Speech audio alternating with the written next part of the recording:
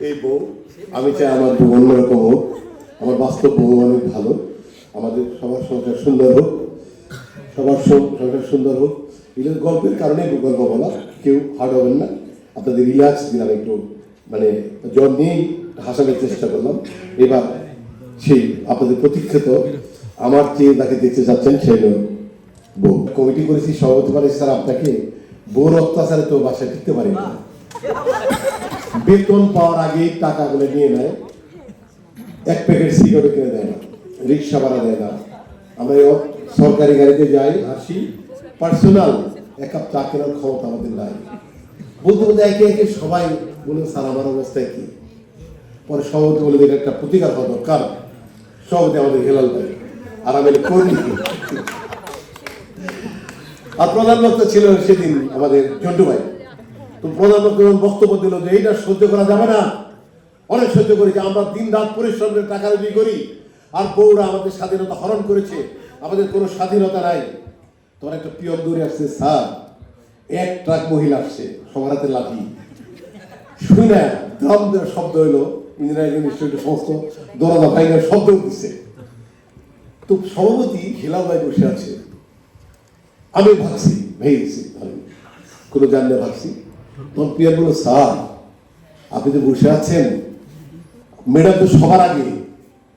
ও হেলাল ভাই কথা বলে না, পরে হাত দিয়ে দিয়েছে, হেলাল ভাই হার্ট ফেল করছে। এই হলো নারীদের আরেকটা কথা বলতে চাই, এটা বললাম। আর রাজাও দিকে বলতে চাই, ঝন্টু ভাই দেশের রাজা, উনি এনাম করে দিলেন যে আমার দেশে সবার নির্যাতিত, সেনাপতি নির্যাতিত, আমি নির্যাতিত নারী দ্বারা একটি মানুষ কি নাই যে নারী দিকে ভয় পায় না। ওর উজি বলে হুজুর এলান করে দেন, উনি এলান করে দিলেন আমি অর্ধেক সম্পত্তি দেব যদি আমার রাজ্যে কে নারী দিকে ভয় পায় না, যদি এরকম কাউকে পায় বা অনেককে পেলে সম্পত্তি ভাগ করে দেবো। পরে মাঠে অনেক বিরাট মাঠ, সেখানে দেখলেন বলেছে নারী দিকে ভয় পান না কে, সেই মাঠে আসে। পরে দেখা গেল যে যারা ভয় পায় ওই মাঠ ভরে গেছে, যে ভয় পায় না একটা লোক দাঁড়িয়ে আছে।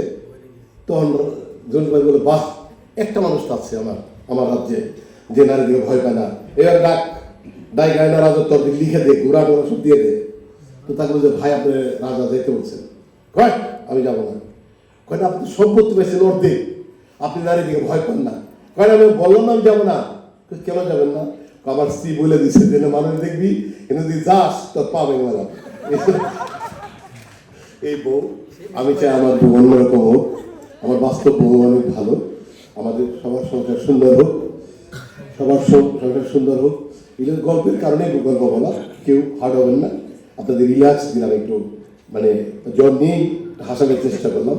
এবার সেই আপনাদের প্রতীক্ষিত আমার চেয়ে তাকে দেখতে চাচ্ছেন সেই বউ।